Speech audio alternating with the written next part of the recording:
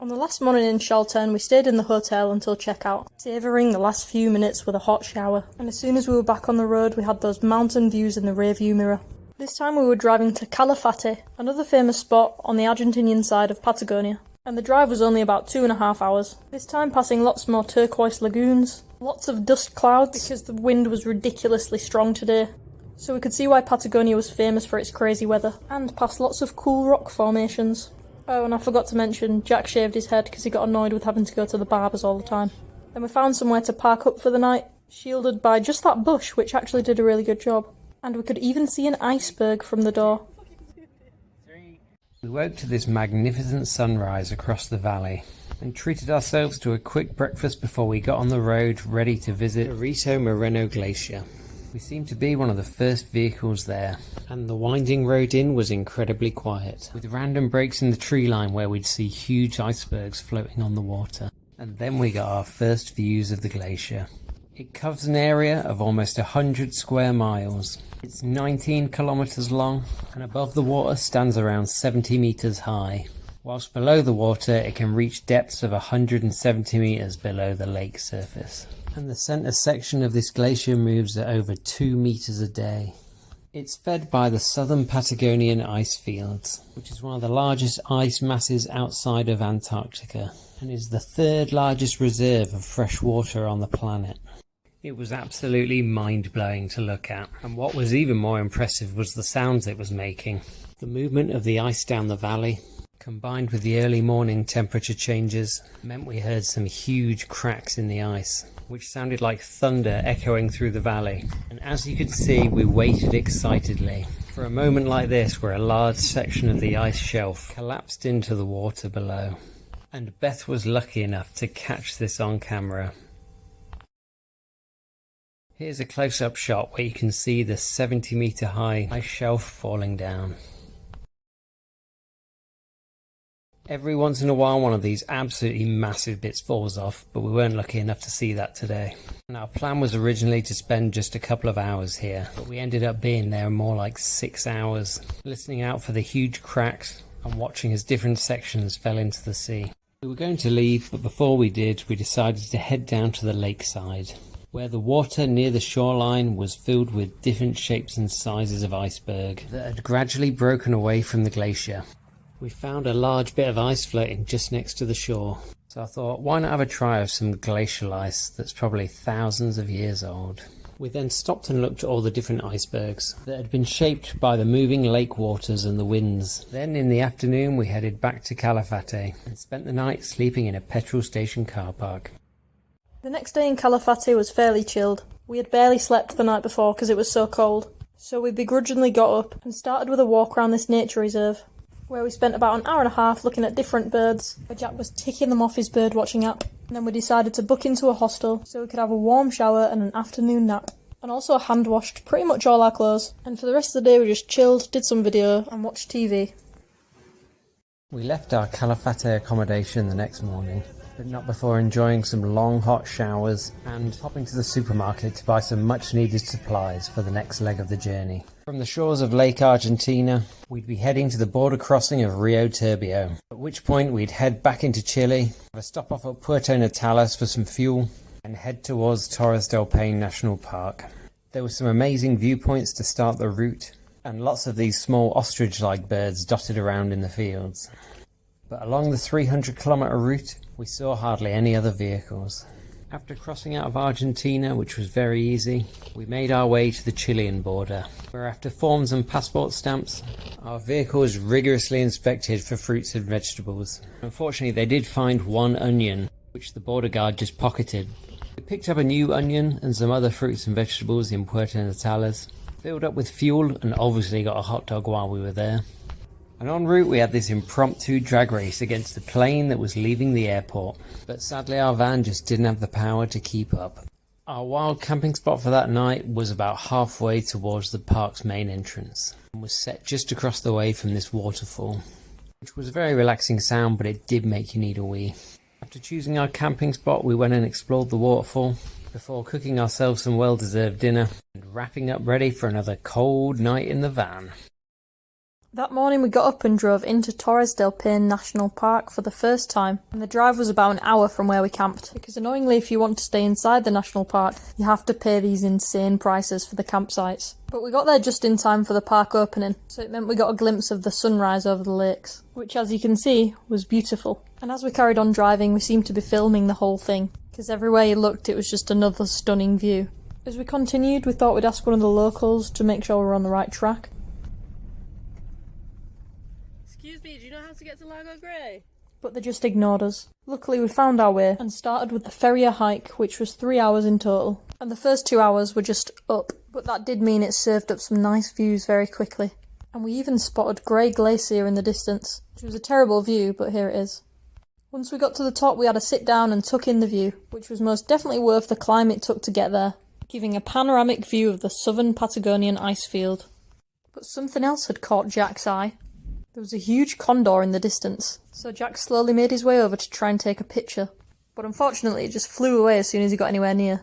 But that did mean that we then got a bit of a show. It spent about 5 minutes just soaring around from the thermals off the cliff face, again making it feel like proper Patagonia. We walked back to the car and had another tuna sandwich for lunch, and then headed out on another hike, which was more like a gentle walk, to Grey Lake Lookout, where we saw some huge icebergs. And of course Grey Glacier in the distance. This one only took about 2 hours, including the stop at the viewpoint. So then it was time to head back in the car and ask another local for directions out. Excuse me, do you know the way to Rio Serrano? Excuse me! Again, luckily we found our own way out, and after some intense off-roading, found this spot next to the river, which overlooks Torres del Paine National Park. Again, we were the only ones there, so I took it upon myself to have a caveman wash in the river before bed.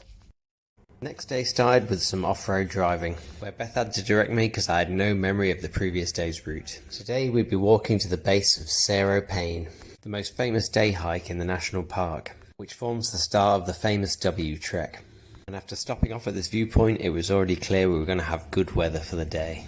To reach the start of the hike was an hour-and-a-half drive through the national park. And since most of the day tours from Puerto Natales come up Route 9, we barely passed a vehicle the whole way through, and there were lots of opportunities to stop and take in the magnificent sights along the way. After what felt like a very long rally stage in our postal van, we arrived at the welcome centre where the trail would start. The route itself was about 20 kilometres long, and after a steep uphill section to start, we navigated along this wide valley, which although it was nice to look at was quite a long and boring walk.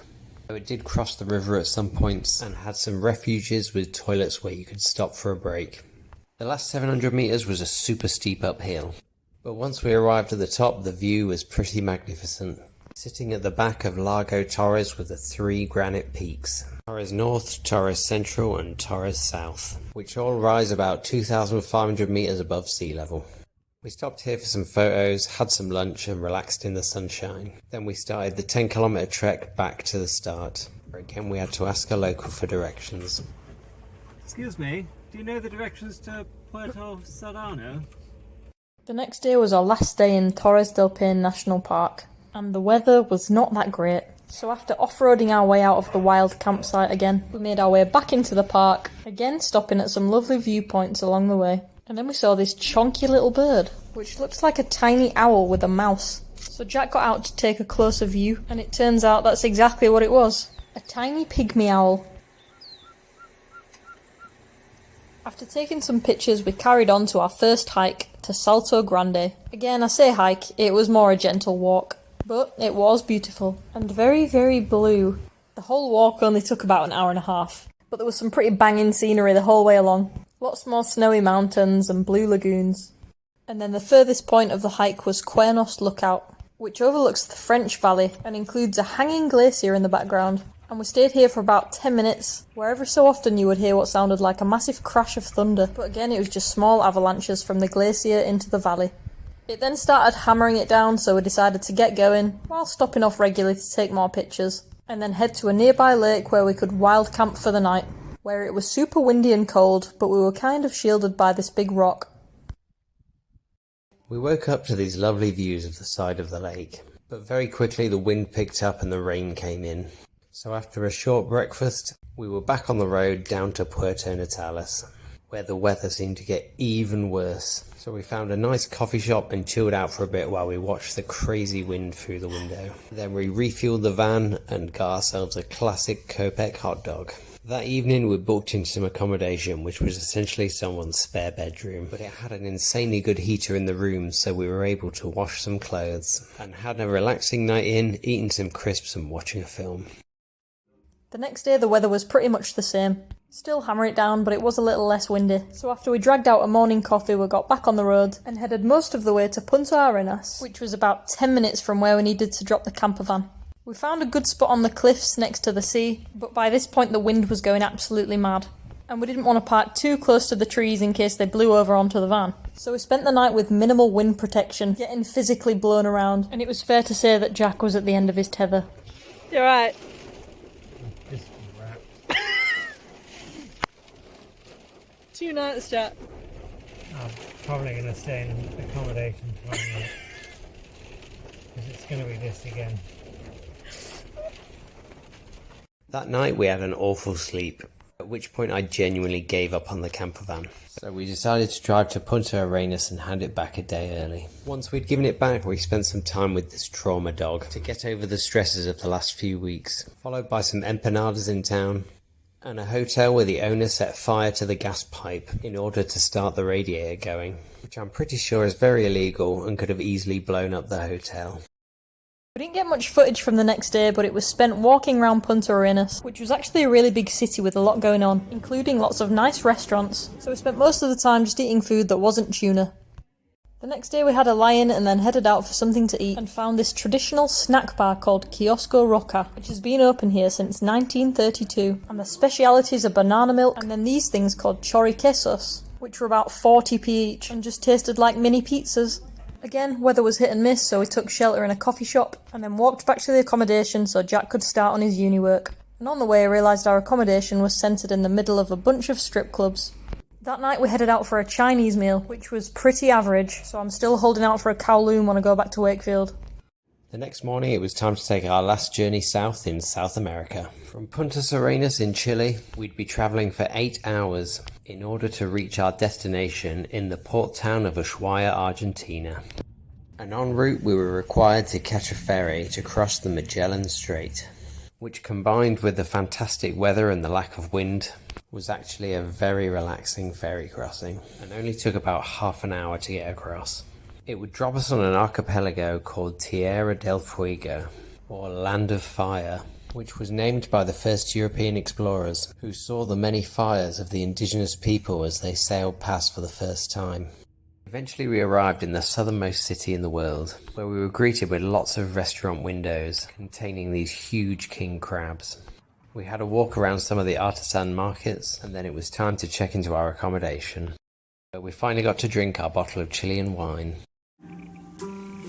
2023 Sauvignon Blanc, presented on this incredibly dirty tea table. Salut! The next day we kicked off with a homemade sausage and egg sandwich and then headed to one of the main squares to watch the changing of the guard.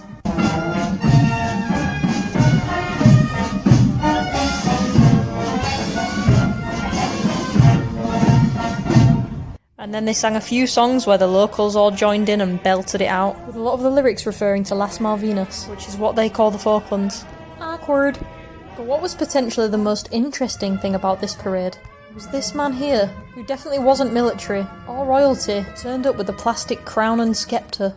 Then we had a wander around the city, which is fairly small, but as you can see, they still managed to pack in loads of memorials for the Falklands, including this massive one, where the word Volveremos is engraved, which means we will return. Awkward. We then took a trip to the End of the World Museum, where again foreigners paid extra to get in, yet none of the information boards were in English, but they made up for it with this stunning work of art on the wall. The first part of the museum was in an old bank, and the information boards mainly revolved around that. And the second part of the museum was more like a natural history museum, where they had tons of stuffed birds, most of which we'd actually seen in the wild. And they also had this really sad looking seal. And at the end they had this VR headset, where Jack undertook an archaeological dig. The next day the weather was rubbish, so we spent all day inside, where Jack cracked on with his uni assignment. And then in the evening went out for some cheesy pizza and steak, where Jack dropped it all over the table. A trip to Ushuaia wouldn't be complete without a sail down the Beagle Channel, named after the famous HMS Beagle, which mapped out the southern coasts of South America, and on its second voyage Charles Darwin joined the ship's company.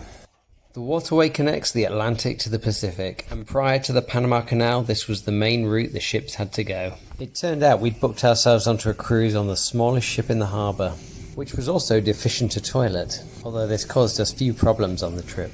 After around 25 minutes of sailing we arrived at our first stop, known as the Lighthouse at the End of the World. It was built in 1920 after lots of shipwrecks along the channel and still operates today. And sharing the island with this lighthouse is lots and lots of sea lions. They were loud, smelly and sleepy, and varied in size from lots of young pups at the end to these ginormous male bulls in the middle. We circled the island for a bit so we got a great view of all the resting sea lions and had an excellent opportunity to take some close-up photos.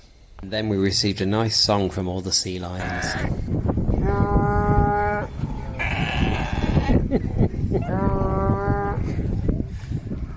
On the far side of the island we spotted something special. A ginormous elephant seal.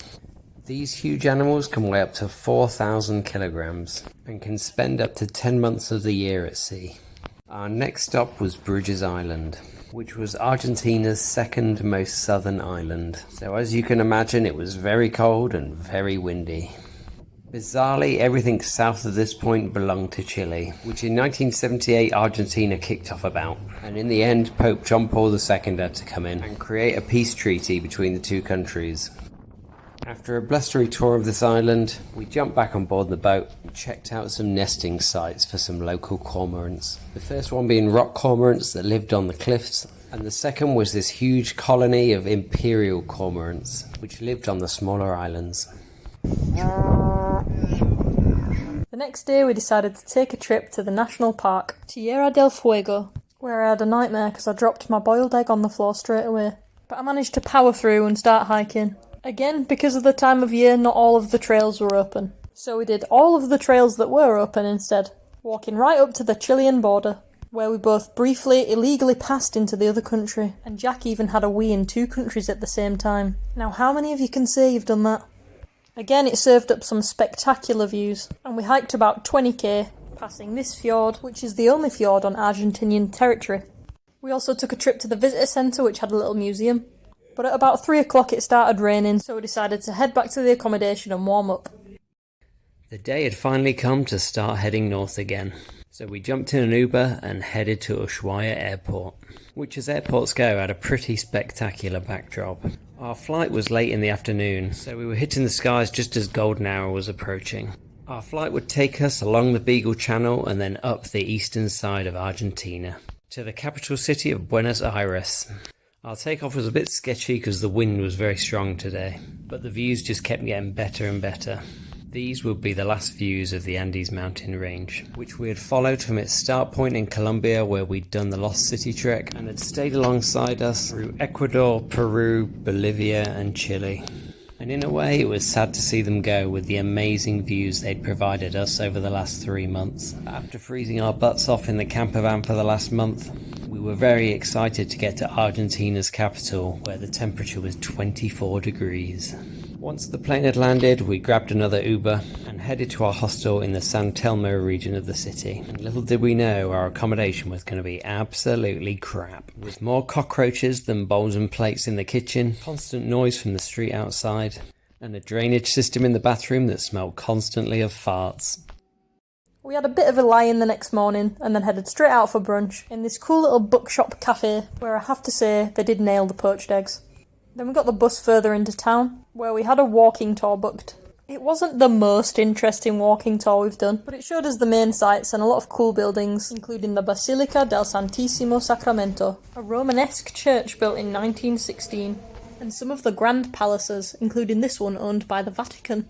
They also had these huge rubber trees everywhere, and this one was being held up by a statue of the Greek titan Atlas. And then another place we couldn't miss was El Ateneo Grand Splendid, which is an old theatre turned into a nice library with a cafe inside. After this, we just spent the rest of the day wandering around the city, eating and chilling out. After a horrendous night's sleep, we had a snazzy brunch near the San Telmo market, then headed down to the old docks, which surprisingly looked exactly the same as the ones in London. We then strolled around one of the local parks before heading to the Costanera Eco Reserve.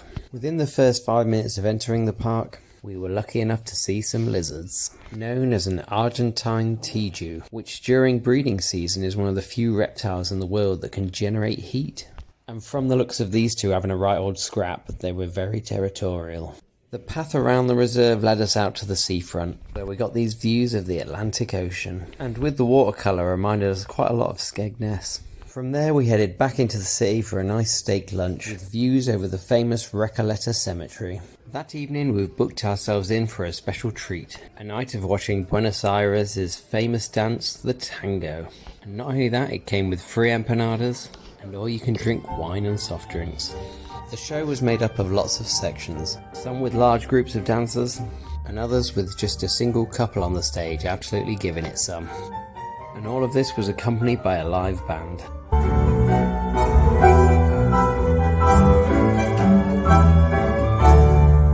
The next act was some very enthusiastic drummers drumming in front of a large rug.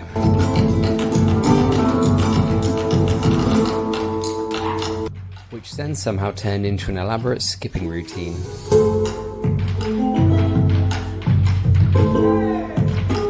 We then got to watch this beautiful GCSE drama piece.